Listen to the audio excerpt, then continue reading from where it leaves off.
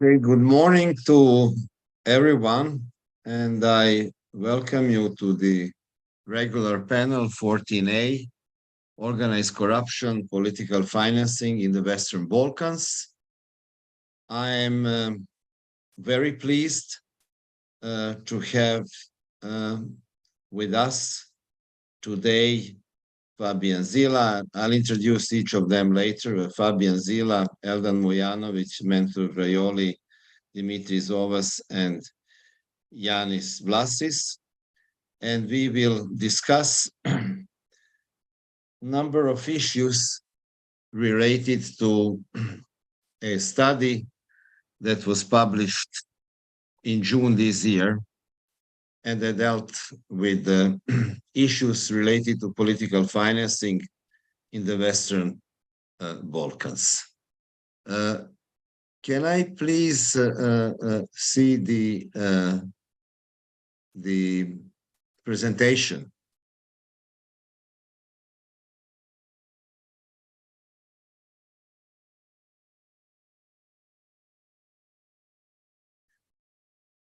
Okay, so what you see here is actually just the cover page of this study, showing a politician that is talking to the masses, promising, of course, good future, etc., etc. And then on the other hand,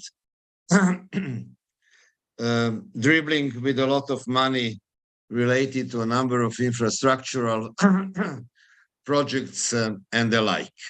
And these, I think, cover page already tells quite a lot about what we are dealing with. This study is actually a part of a trilogy regarding Western Balkans and the political economy of organized crime and corruption. We had the first publication or study called Infrastructure of Integrity 3 years ago. Then we have this one, Organized Corruption, that we will talk about more in detail now. And we have just started or about to start a new study on integrity and independence of criminal justice institutions, and it will be briefly introduced during our presentation. So the next slide, please. When we carried out infrastructure of integrity, and needless to say, our presenters of today and my friends have all been involved also in this study, so we have a good continuation. We have dealt both with what one calls conventional corruption, bribery, and the like, and found out that it is culturally, unfortunately, culturally well entrenched, but it goes often hand in hand with malfunctioning of public administration. Then carrying out a more in-depth analysis of the actors of corruption, as well as various manifestations of corruption, we came up with the concept of organized corruption, and that is an involvement of an interest organization. This interest organization may be criminal, like an organized crime group, but doesn't have to be criminal. It can be a completely normal legal entity that is using various forms of corruption and related illicit deeds, but from the position of power or with political coverage to gain financial, political, or social benefits. And of course, organized corruption rests on the interwoven net of criminal, political, economic interests from the power position, and of course, strengthening of the power position. So we can go to the next slide, please. So from that, we have somehow identified three main issues of organized corruption or manifestations that we were interested in. One was related to the financing of political parties and elections. The second one about the political control over state-owned or public enterprises. And the third one was the use or misuse or abuse of public procurement systems to gain political, economic, or other forms of benefits. So now we will try to look at each of them in a little bit more of detail with our participants. And it is indeed my pleasure to present Professor Fabian Zila, who is the professor at the Canadian Institute of Technology in Albania and senior fellow at the Global Initiative Against Transnational Organized Crime, and has been for years involved in the issues that we are talking about. Fabian, you have the floor.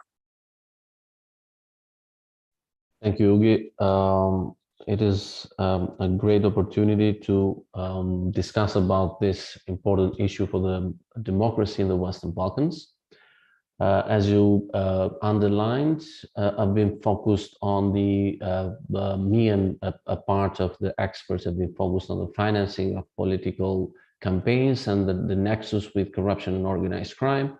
In this presentation, I'll focus on an overview of the legislation we have been looking at all Western Balkan countries, and then I'll focus on a case study. I'll take Albania as a case study and see the nuances of the nexus between political finance and organized crime.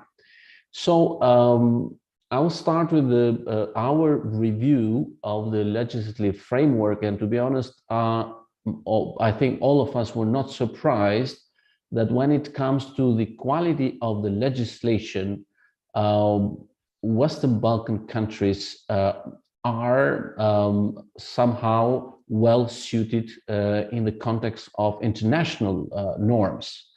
And one reason behind that is the accession process to the European Union. So we have a huge pressure by European Union and observation OSCE, ODIHR, that all the time will monitor the political election, local elections, and will provide reports and follow up how these legal issues are reflected in the internal legislation. And there is a screening, a very thorough screening process that is made by European Union that always will highlight as a process of the reforms that each of the countries in the Western Balkans has to undertake to fulfill its condition to the joining EU. In that sense, the legislations are more or less according to the EU standards, with few recommendations on the Bosnia-Herzegovina, and there are some few contradictions that internal legislation in Kosovo has. All countries have two main laws in place: a law on political parties, which draws and reflects how they should be organized, and the other one is on the electoral process, where they have electoral code.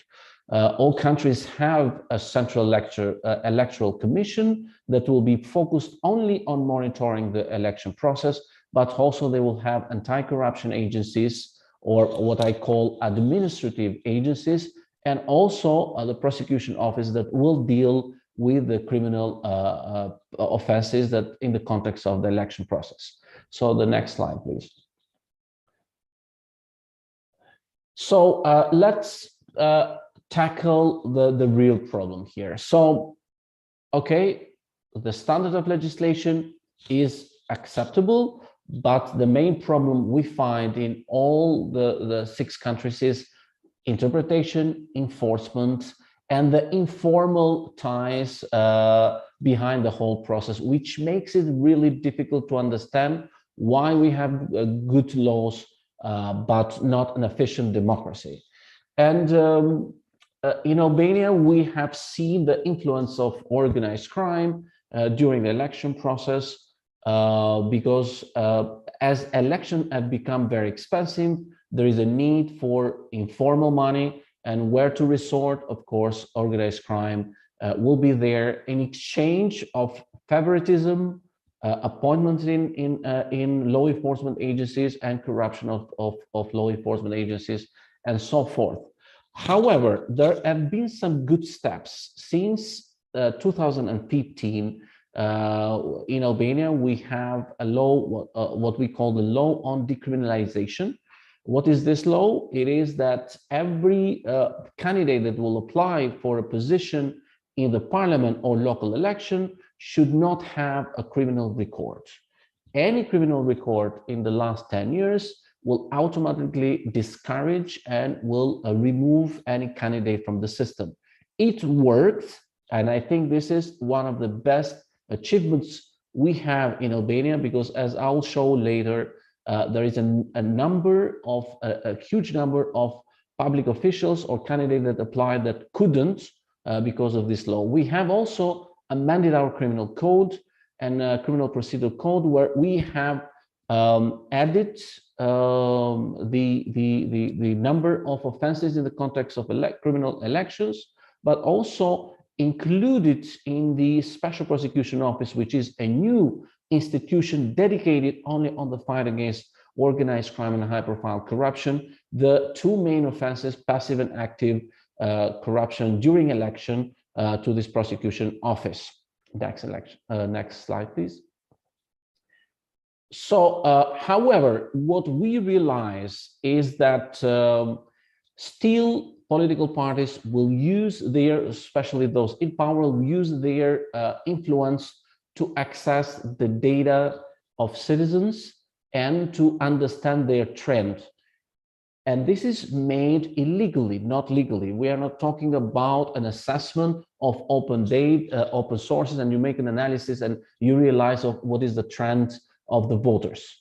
And the other one is that political parties, especially in the opposition, will hire informal security personnel to protect their voting ballots. And this is what we call a mimicking of criminal organizations. Let's go to the next slide.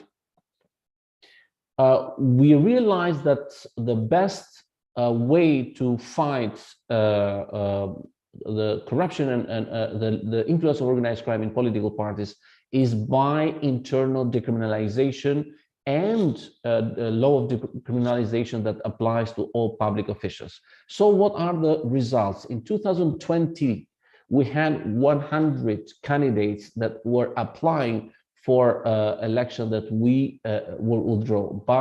For the whole period of 6 years, 2015, 2021, around 700 senior public officials were forced to resign. And now the tool that is having some effects is the sanction that are applied by US and Great Britain, where we have at least 4 powerful politicians and a former state head of prosecution office that were sanctioned and are not, I mean, they are active in politics, but formally they have been weakened. Next.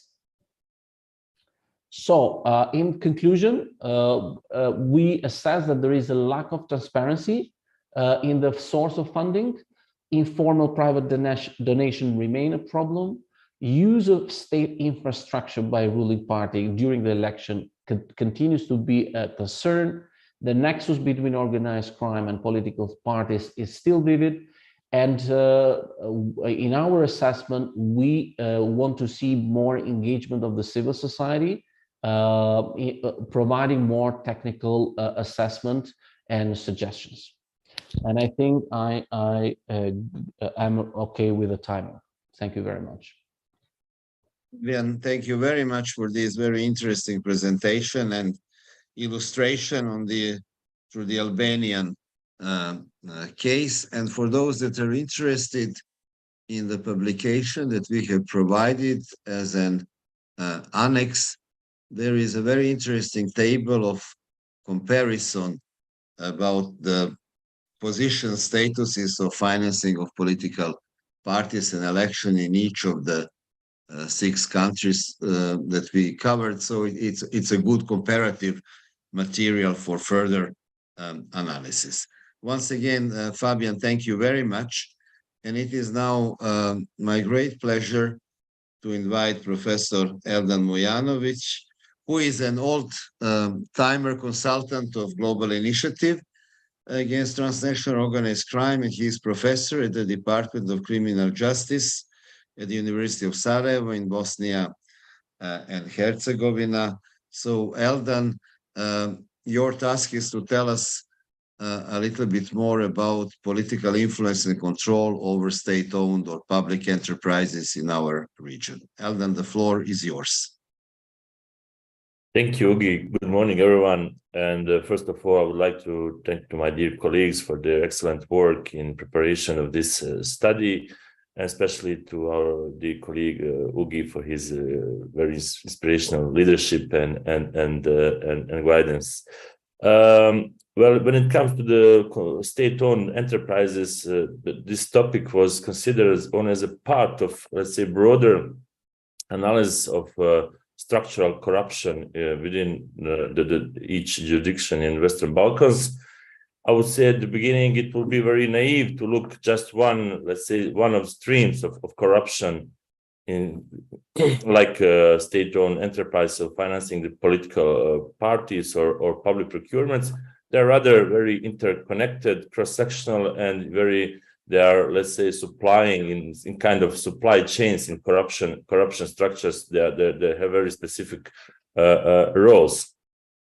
State-owned or public enterprises are usually considered as a kind of political prey within every political cycle of elections, because all political parties, among other motives, they have very strong desire to take control over the state-owned and public enterprises. The first research question will be how they are doing that. Why is because the state-owned enterprises still in Western Balkans they have still a monopoly over the very lucrative sectors like energy, telecommunication, infrastructure, road and rail infrastructure, mining, etc. And they are producing high quantities of different goods, of course, services, and they're very profitable. The second question would be how they're doing it. They're doing it through the very specific and well-known corrupt practices like nepotism, favorism, and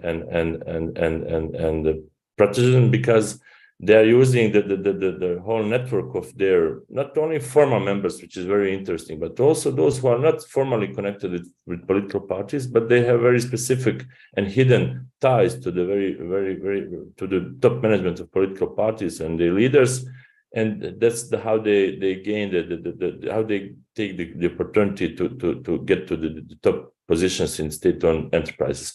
Once the governments are established, usually in very first steps, I would say, first decisions, the governments are pointing the top management of state-owned enterprises, but also their steering boards and control bodies from, let's say, these structures of their proteges, and that's how they start to gain the control of the bodies, the state-owned enterprises, those bodies. After that, because we used the key methodology was to use open resources, especially from the investigative journalism, progress report from EU institutions, etc. And after that, we see very, let's say, suspicious practices of public procurement activities, contracting, etc., which are also again connected with those who are very close to ruling political parties, their companies, etc. And there is enough evidence to say that in third step, we see the practices, how those funds have been diverted to political parties for their formal and informal financing, as Fabian mentioned in his presentation. What we see also is that controlling and supervisory bodies are not fulfilling their position, their role, especially in implementation of legal instruments, international standards. The same situation is here as it was for the political financing. We have more or less the very, very solid legal framework for functioning of state-owned enterprises, but unfortunately implementation is again critical because it's not done in general interest, rather it's done in the interest of very small group of individuals and those who are connected with the political parties. Regardless, the fact that state audit offices are regularly issuing their reports with negative opinions and generally negative reflections to how state-owned enterprises are run and how different corrupt practices are detected, there is no political responsibility and general accountability in terms that the governments are involving in that issues. They're rather let's say keeping it under the radar and still maintaining control of their state-owned enterprises. What are the key challenges? Is that there are, of course, consistent shortcomings in the implementation of relevant laws, standards, and everything which is, let's say, legally well situated. Even, as I said, after repeated recommendations from state audit offices and all independent control bodies. When it comes to the functions of relevant control bodies like steering boards and other bodies, which I said that are again controlled by the political parties. Of course, we have issues with their independence, their effectiveness, and generally not performing their tasks in general interest. And of course, there is always issue for remedies lacking. The state-owned companies, their top management and control bodies are loyal to job providers, of course, political parties that have appointed them, and their leadership especially. So we have this kind of not sufficient democratic process in all this area. As I said, the political parties unfortunately are still considering state-owned companies as election prey or their ATMs for their formal but unfortunately informal payments.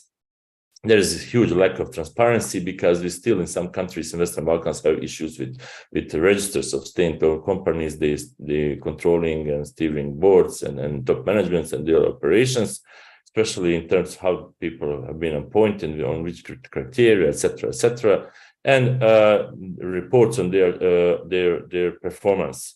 Some of them also are ignoring the obligations to report, etc.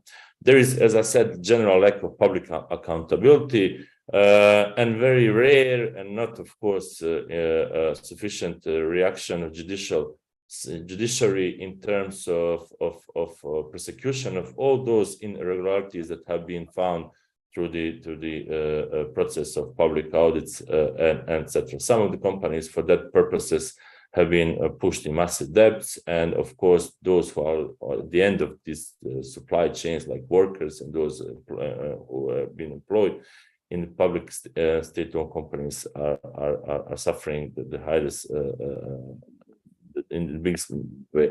What is the general also the problem is that even those judicial reactions that have been undertaken, they're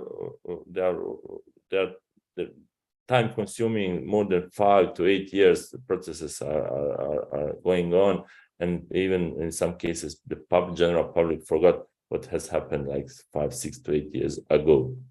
We also presented in our analysis few case studies, which are typical model, I would say, of how political parties are taking control of the state-owned companies, how they're squeezing out the public funds for their purposes, etc. For instance, in Bosnia and Herzegovina, we also looked into some major cases related to this energy sector and state-owned companies, which are actually kind of regulator of the sector, and they have monopoly over the production and transportation of the electrical energy. We saw how they are also in cases when they cannot agree between political parties how to take control of the state-owned parties, they are also ready to block the functioning of the companies for several years, and even in some cases that the very significant funds have been accumulated in those companies without the possibility to use it for the general purpose, for the infrastructure, etc., because political parties they also want to have monopoly over the control to the companies. Also now very interested is that some of the state-owned companies in these very specific sectors like energy are also now involved in different corrupt practices related to licensing for the green energy, for the solar energy, and hydro plants, etc. Also in a way that they are providing licenses for those individuals and companies that are very close to those ruling parties who have control of the state-owned companies. It is really important to consider this part of the corrupt structure as maybe one of the very let's say hotspots of corruption of this type, and to see how through the depolitization and different other measures to let's say to get back the state-owned companies to the public, not to the political parties as it is now. Thank you, of course, for the time, and I will be at your disposition for any further questions. Thank you, Guy. Well, then, thank you very much for your very interesting expose of the problems, issues related to state-owned enterprises. And I mean, we will have then a discussion, but what I wanted to say, some of the things that we are dealing in these studies focused on Western Balkans are not specific to Western Balkans. And I think when we get engaged with Dimitris, especially, we will see that public enterprises, even in other countries, are political prey.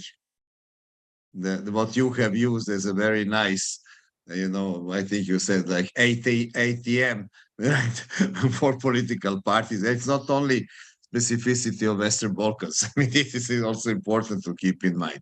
But thank you very much.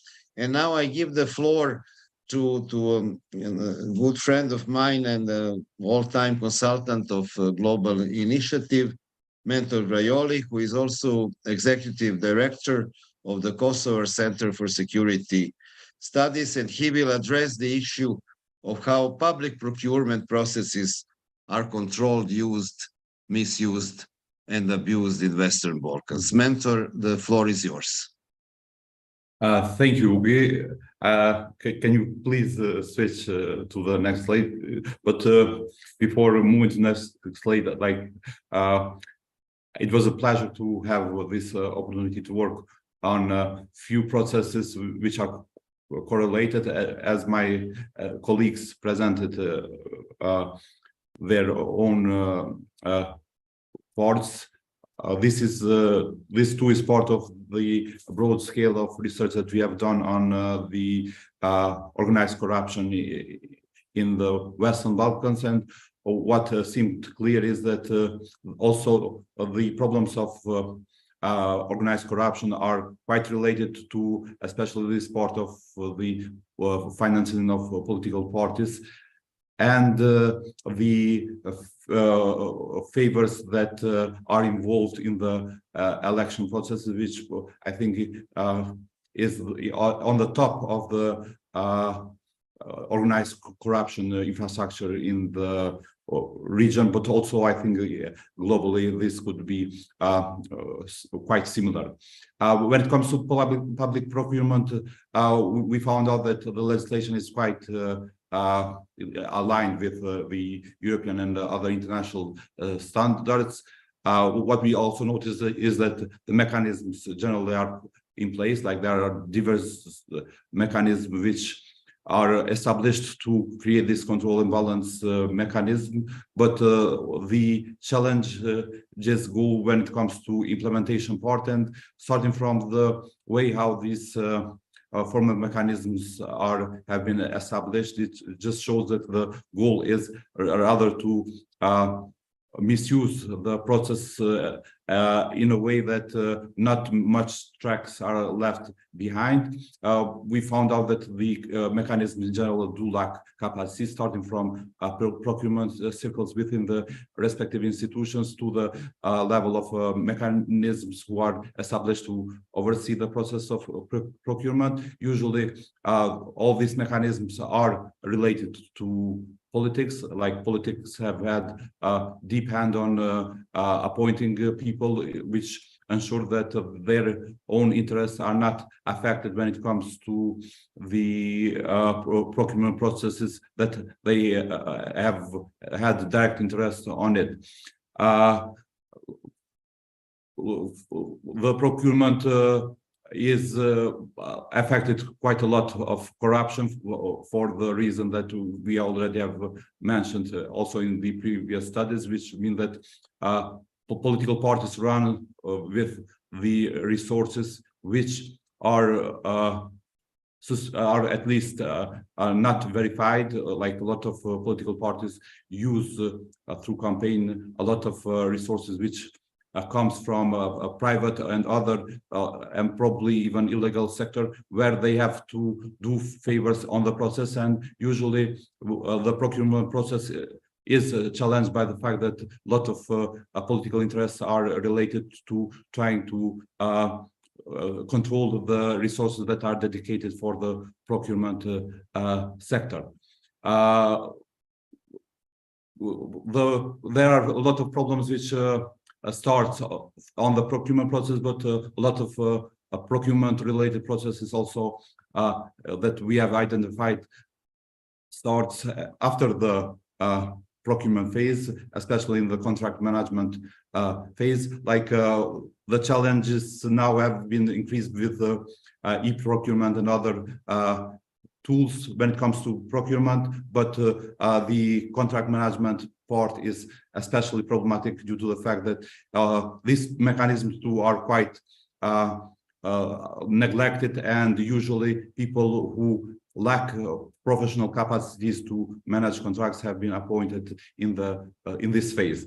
We have been working also in trying to identify some cases. Like there are a lot of cases which are related to all the phases of procurement, which start from the market research up to the process of the contract management. I have taken this case of the maybe we can move to next slide. The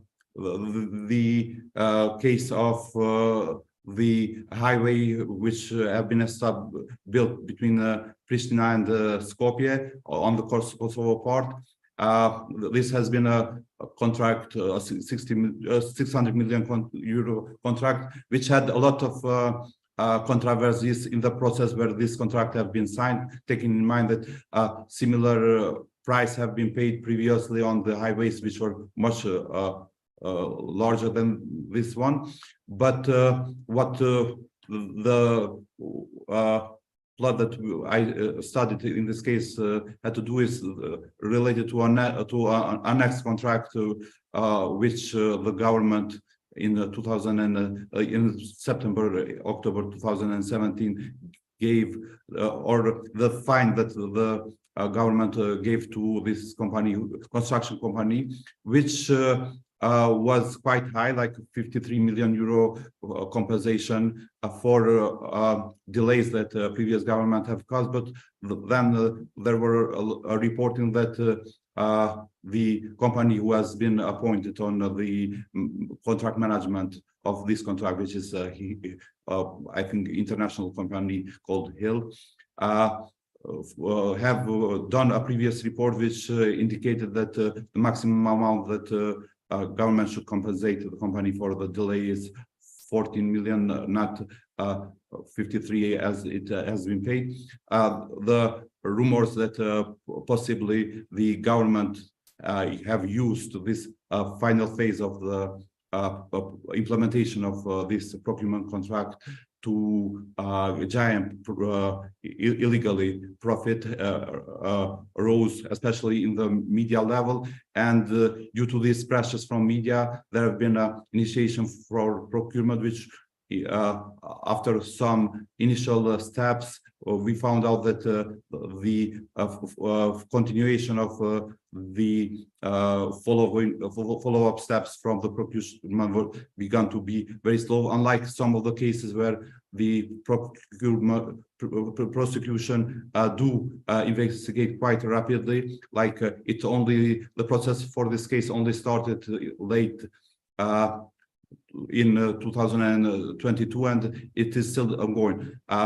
One of the reasons why procurements do faced with a lot of problems is the fact that, as I mentioned in the beginning, a lot of control mechanisms are highly politicized. People who have been appointed there do not are not selected based on the professionalism criteria, but usually are selected due to the connection that they have with specific political interests.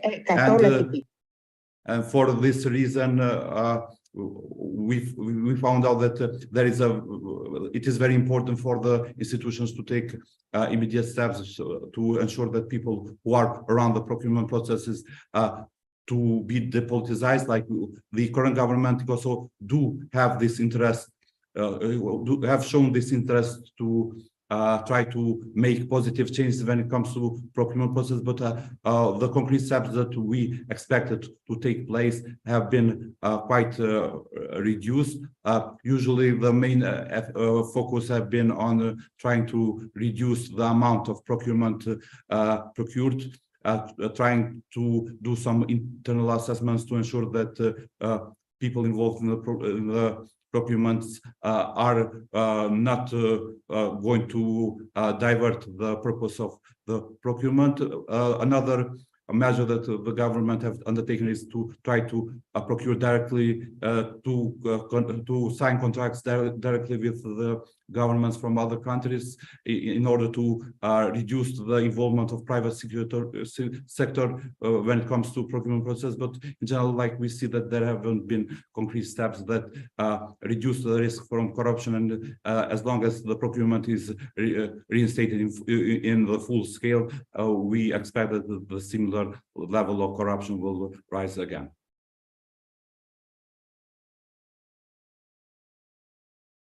Mentor, thank you very much for your presentation of the issues related to public procurement, giving us also one example, but we have unfortunately many in many countries. And in this study, we have also dealt with the problem of public procurement, particularly in exceptional situations, as we all went through the COVID crisis. And there were a lot of problems using extraordinary situation, avoiding regular public procurement, which all seem to be, as Mentor pointed out, legal, but it was not actually legal. You know? So that is very, very interesting. You know, how to deal with these issues. And I think we will have also in the future to face a lot of problems with public procurement, and particularly we hopefully more and more foreign investments will be coming to our region, hopefully, as we are moving towards European Union. But there, you know, particular attention has to be paid. We already have problems with some investments coming from some countries. China has been pointed as one of them, in which for a variety of reasons, the normative system, but also the control system are not really working as they should be.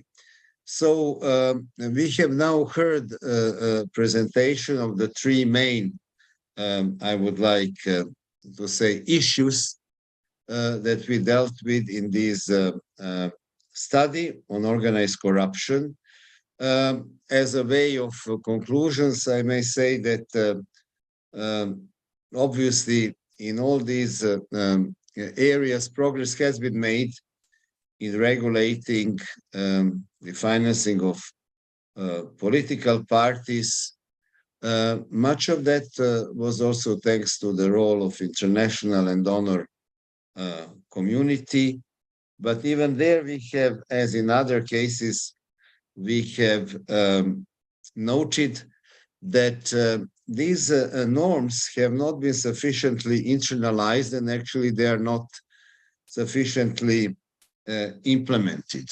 And I would like to point out that although legislation in all these three areas that we have covered appear to be very much in line with the European Union and other international standards, we have noted there are still some shortcomings.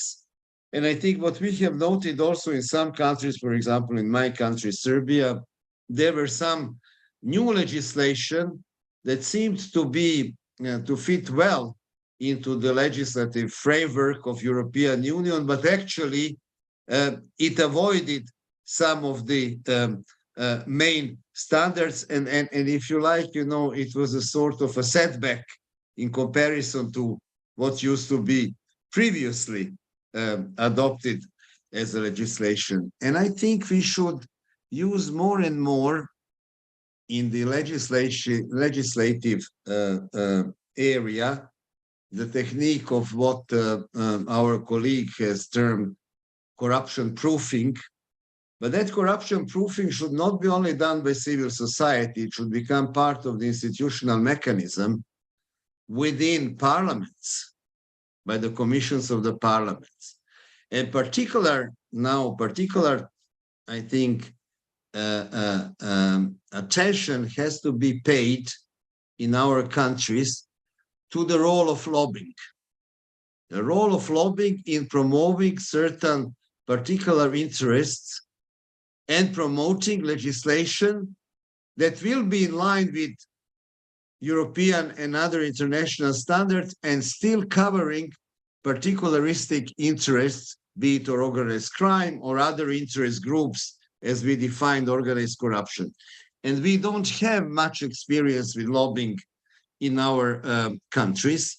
There are only few that have regulated lobbying and have some lobbying societies, but not all of them. I think this will be one of the challenges to look at the legislative process in the future in our countries. The second one, I think that for all these areas, all of my friends have pointed out, and that is actually the lack of control and oversight. It also lack of the respect for the findings, recommendations, or even sanctions passed by the regular control mechanisms such as auditing, for example. And we have found out that there is no respect for the institutions themselves. And the whole area of control and oversight is very weak. And that is why we have such a big problem with the implementation of legislation. And of course, I think Fabian has pointed out that there is a need for more institutionalization of the role of civil society as a watchdog, that is, as an oversight mechanism in all these processes that we are dealing with. I think Eldan has also very well pointed out to the problem of what I call management and employment opportunities. This is particularly the case with the state-owned enterprises, which still in our part of the world, but also in others, and maybe Dimitris will talk about that, are an important part of the politics and economics of the society. And who controls them controls a big chunk of the economy and politics in the society. And what we have seen in our region is that what is happening is that we have political control over the management of the state-owned enterprises. So appointing people that are appointment that, as mentor said, it's not based on qualification, but it's based on political loyalty to the political party in the power. And that these management, if the political parties in power change, also the management changes, because it's, as Eldar said, political prey, right? So you want to profit from that. But also it is a very important, because of its stake in the economy of the society, it is an important employment factor. So many people are still working for the state-owned enterprises. They have, their income and salaries. So this chain of loyalties from political parties to the top-level management, then middle-level management, and even the employees exists very much in our countries. And these loyalties, which are existential, they are not political, but they turn to be political, are very much present. And we have in this study several examples of how employment, which is of course very important for a number of people, is politically abused in order to produce political loyalty. So there was to finish my conclusions, there was a question by our colleague Andre Quatrin, asking us more or less, so what can international community do about that? Whether the audit authorities should be strengthened, whether there should be different tools, different sanctions that are employed. We have seen Fabian mentioned some sort of political sanctions from the USA and UK on some politicians in Albania, but also in Bosnia and Herzegovina, in Serbia. And so he is really trying to ask us, what is that the international community can do, and what are the tools on which we should maybe pay much more attention in order to reduce negative effects of the political control over state-owned enterprises, in this case, and public procurement. And we believe that definitely one of such tools or approaches is to strengthen integrity and independence of the criminal justice system agencies and related. And I will give the floor now to a colleague of mine, Yanis Vlasis, who is the analyst in the Global Initiative Against Transnational Organized Crime, just to tell us briefly about these, I would like to say, more strategic tool approach that we are going to deal with in our next study. Yanis, the floor is yours. Thank you very much, Ugi, and hello to everyone. Good morning. As Ugi mentioned, my name is Yanis Vlasis, and I've been working as an analyst at the GI for a little over a year and a half, splitting my time between our observatory covering Southeastern Europe, with a particular focus on anti-corruption, and working on the global strategy against transnational organized crime. As Ugi mentioned, I'm excited to introduce phase 6 of our anti-corruption work in the Balkans, which will look at, as you will see on the slide, how corruption interacts with key institutional pillars in the space of criminal justice. And for this, we will focus on 4 main areas: police, prosecution, judiciary, and specialized anti-corruption agencies. We all know very well that these sectors are at the very front line. They're battling corruption every day, but unfortunately, they're also in many ways facilitating corruption. So we're going to divide our research in 4 parts, one for each sector. And in each part, we will look at how these institutions are structured according to their respective legislative frameworks. Furthermore, we will look at how staff are selected, nominated, and appointed, and what mandates they have, with a strong focus on, where applicable, the academies that educate and train future staff. We think that that's a very important component to look at. We will also look at and analyze all the specialized units and departments that are specifically tasked with dealing with corruption and organized crime. And we will look at what kind of oversight and control institutions are in place, both within the institutions and from the outside. How corruption has made its way into these sectors will also be an important aspect that we will try to analyze, and the connections to organized crime more broadly. Last but not least, we will also look at how these institutions handle information security challenges. Overall, I mean, we all believe we believe that trust in these institutions is a key condition for achieving the general culture of integrity that we keep talking about, and to strengthen the effective fight against organized crime and corruption. And through this project, we aim to sort of delve deeper and to help the Western Balkan 6 countries strengthen their efforts against corruption, and to help foster a culture of integrity, transparency, accountability, and respect for the rule of law. Thank you very much, Ugi. Yanis, thank you very much for this brief presentation of our focus of our future study. I would now really with great pleasure give a floor to a very, very good friend of mine, Professor Dimitris Uvas from the Pantheon University of Athens. He is also the winner of the International Anti-Corruption Excellence Award given by UNODC and the Emir of Qatar. And interestingly, Dimitris, of course, he is here to make observations on organized corruption, but that is also because he has recently, I think, Dimitris, last year, published a big, thick volume on organized crime, which is very, very, in Greece, but also international, from the international perspective.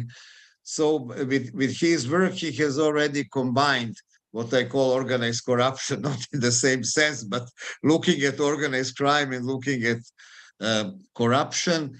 And he has been following our work from the very beginning, from the infrastructure of integrity, from this study, and I hope also the next one. So we are very much interested to hear his observations on some of the issues that we have dealt with from a wider perspective. This is what I said. This is not, there are certain specificities in Western Balkans, but it's not per se specific to Western Balkans. So Dimitris, the floor is yours. Thank you, Ugi. First of all, I would like to thank the Global Initiative for Transnational Organized Crime and my good friend, Ambassador Professor Svekic, for the invite to contribute. I have read the publication with great interest, and that is because I'm a professor of criminal law at Pantheon University of Athens, and I'm also the director of a special think tank, an institute. It's the European Institute on Criminal Justice, Security and Transparency. And both criminal justice and transparency touch upon the scope of this publication. So in my very brief contribution, I would like to touch upon three topics. First of all, I will try to briefly assess the added value of the publication of June 2023. Then I would like to say a few words about the European legal framework for the three pillars of this publication. And then I would like to briefly outline possible challenges, the way forward. So starting with the added value of this publication, I must say, dear friends and dear colleagues, that organized corruption, political financing in the Western Balkans is an innovative and also original approach to these topics. First of all, it is of great importance for the European Union to have such a research, such a study laying on our desktop. And the reason is the following. The Western Balkans and the 6 countries under review, under research in this publication, are of great interest for the European Union. Almost 70%, if I'm not wrong, of imports and exports from the Western Balkans go towards European Union member states. So there is a lot of exchange, financial exchange in this region. Also, as we all know, our economies are interconnected. So the economies of the Western Balkan states, the Albania, Bosnia and Herzegovina, Kosovo, Montenegro, North Macedonia, and Serbia, are interconnected with those neighboring EU member states like Greece, which is my country, or Bulgaria or Romania.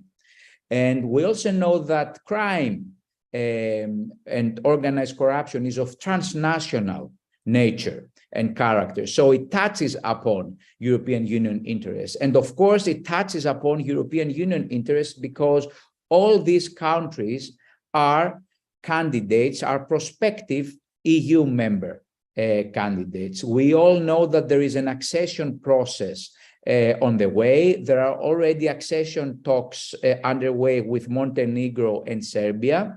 There are accession negotiations with North Macedonia and Albania. And of course, the same applies to the other two countries, which are prospective member states. So it is of European Union interest to have the legal frameworks of those 6 countries aligned with European Union standards. So it is important from a European Union point of view.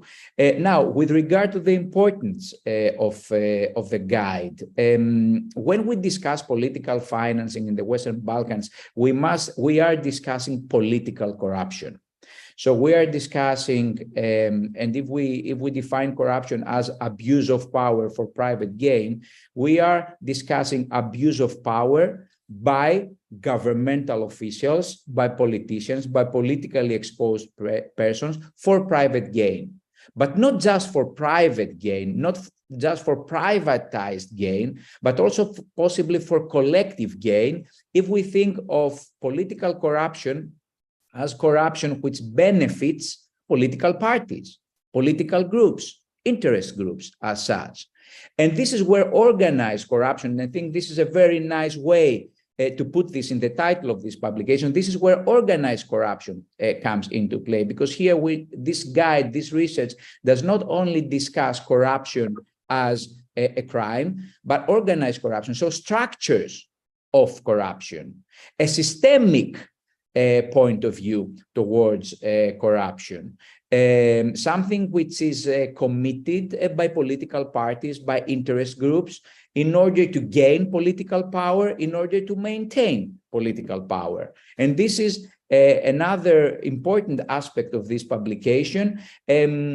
I think that the 3 pillars are very, very well defined. So first of all, in this publication, in this research, in this study of GI-TOC, we have elections, transparency of elections. Secondly, we have a public, so state-owned enterprises, and then we have public procurement as such. And these 3 pillars of our democracy, after all, are interconnected, because this study touches upon democracy. And since democracy and democratic standards are of European Union interest, this lies in the heart of the European Union as well. I also believe that the methodology followed in this publication is very well thought of. So we have, first of all, a comparison with European Union standards, but not just European Union, also Council of Europe standards, and also Organization of Security and Cooperation in Europe standards. So we have 3 levels of EU geographical standards. And also we have qualitative research methods. We have case studies from all 6 countries, and we also have interviews which were conducted in advance to inform the research and the study. So I think that this is a very well thought of research and study. Allow me to touch upon the legal framework from a European Union point of view, which is also a Greek point of view. The European Union does not provide for strong regulations with regard to electoral procedures. The Council of Europe has such guidelines, but political elections lie within the heart of states. So it's because it's how a political party will acquire power. So member states are not eager to share this discretionary power with the European Union. So the European Union does not provide for a hard law in this, but we do have guidelines on transparency, on donations and accountability of parties if there are breaches of electoral rules. The second chunk of information regards state-owned enterprises. And this is a very big economic sector in the Western Balkans, but as Ugi said, also throughout Europe, because regardless of a post-communist era or not, the state is the big player in most of the countries. There are privatization processes, but it is the state, it is the public player who has the major role in most European Union economies. So state-owned enterprises are very important. They are very important because we see that there is a lot of favorism and nepotism when it comes down to, employing members of parties and so on, but it's also a very fragile sector from a corruption point of view because parties and governments tend to set their own management for state-owned enterprises in order to control state-owned enterprises and in order to have those public enterprises fund secretly, directly or indirectly, the parties themselves, fund them through donations or fund them through media campaigns, for example, or expenditure for advertisement to, let's say, party-friendly media groups. So this is a very important sector. The European Union does not provide for many rules for state-owned enterprises, but we do have, at European Union level, an EU legal framework for corporate governance. So this is a keyword here, corporate governance. And corporate governance touches upon two aspects. The first is the board of directors. So how do we assign members of those board of directors? Are these board of directors of these state-owned enterprises diverse enough? Are these board of directors, can they be held accountable by the shareholders? So here comes shareholder rights and also minority, so not majority shareholder rights, which can be the state and the public controlling those enterprises, but minority shareholders. So can they hold the board of directors, which are assigned by governments, accountable for their omissions or for corrupt behavior, for mismanagement of state-owned enterprise funds? So this is an important sector for corporate governance. And these corporate governance rules, which are soft law rules or hard law rules, because there is a directive, for example, an EU directive for minority shareholders, must be transposed into the countries of the Western Balkans. And allow me to say, dear friends and colleagues, that there are two other aspects of European Union law which are important for state-owned enterprises. Some of those enterprises are listed at the capital markets. So you can go and buy the shares of those enterprises, like energy companies, like telecommunication companies, and so on. So at the EU level, we have very, very rigid framework for capital market law. So this is the one sector. So when these companies are listed, they become very interesting for EU law. And the second sector of EU law, which is actually applicable to state-owned enterprises, is that of competition law. And we have a very extensive European Union competition law framework, which says and dictates that state-owned enterprises must act in a good competitive way and not infringe those competition laws. So this is very important from an EU legal perspective. With regard to procurement, of course, this is a very, very big pillar here of the study. Public procurement, public tenders, public contracts. There is extensive European legislation. Allow me to remind you of the Public Sector Directive. This is Directive 18 of 2004. And we also have a Utility Directive, which deals with energy, telecommunication, and so on, companies like the state-owned enterprises, which are in focus for the research and for the study. So there is extensive EU legal framework with regard to benchmarks, transparency, bids, and so on, which must be taken into consideration by the 6 Western Balkan countries. And those 6 countries, although they are not legally bound so far by this legislation, must try to align their legislation with the European legal framework. And I think this is a very big contribution of the study, that it shows the directions, where there are loopholes, where there are breaches, where there are so to say gray areas of alignment, of transposition with EU standards. With regard to challenges, and I'm done with my contribution, I would like just to say that at the EU level, we have a lobbying directive. So there is lobbying with regard to electoral procedures. This is a gray area. We have transparency registers where lobbyists and also businessmen doing business with governments must register themselves. So this is another standard, EU standard, that we must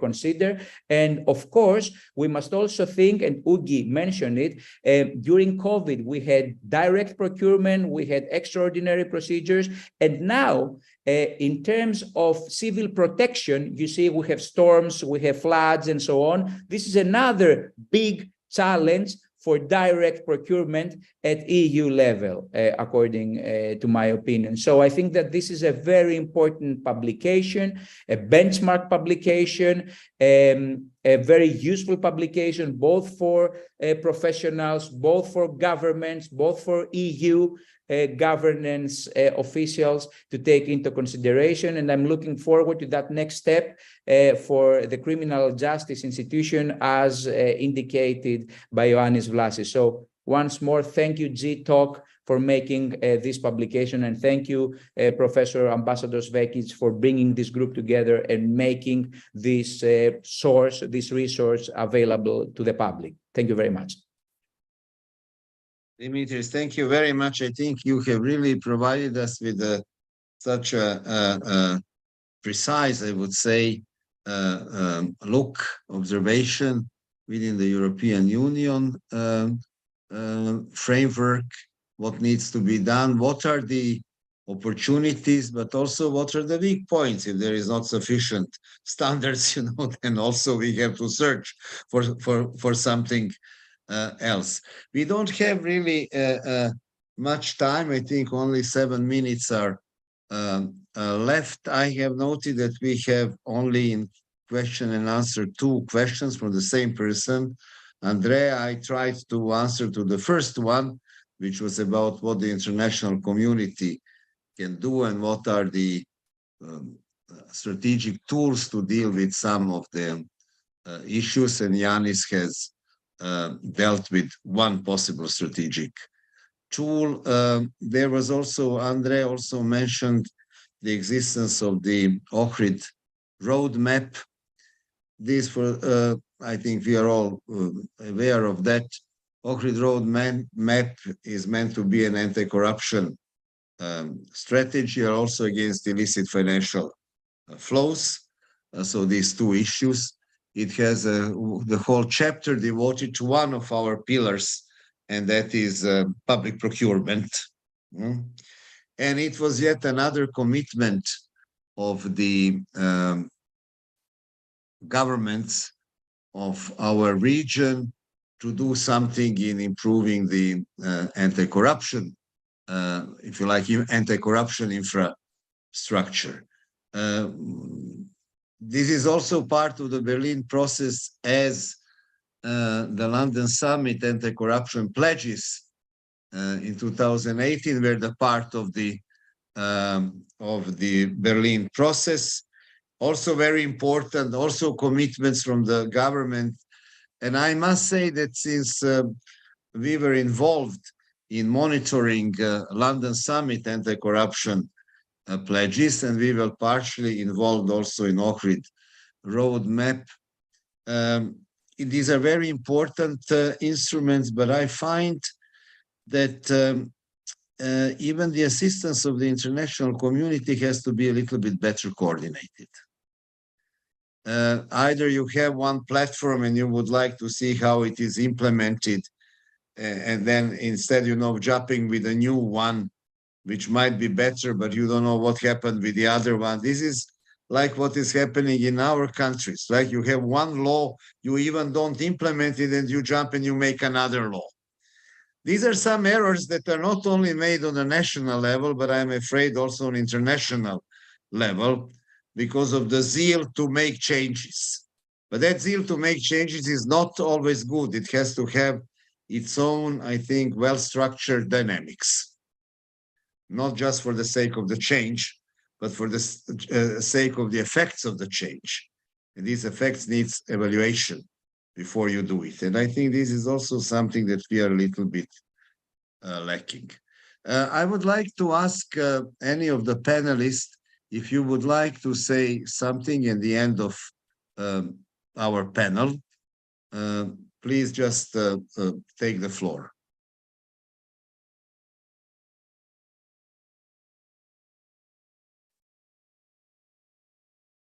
No, we are all okay.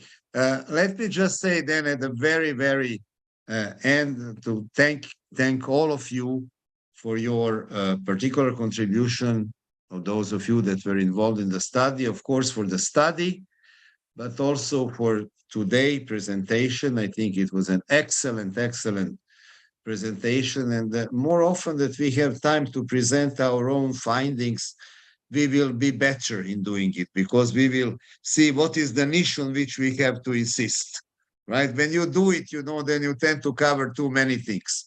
And then slowly through these presentations, there is filtering. I think this filtering process is very good to pinpoint the real issues, as Dimitris was trying to do in putting it into the European Union framework.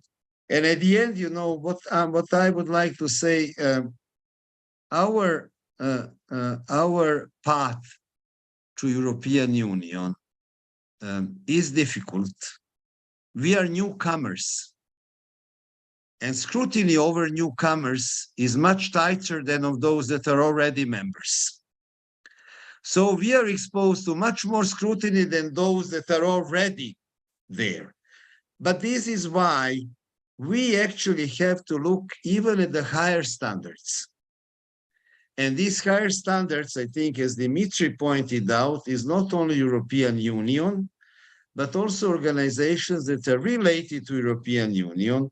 For example, we know in the case of state-owned enterprises or public procurement, OECD, of which we are not members, has very good guidelines, right, and regulation, which are actually above the level of what European Union deals with. So we need, and I think this is the role of civil society, to push for the political commitment and implementation of governments in our countries to the highest possible standards, because that is the way that we will fight for our legitimate and justified road to European Union.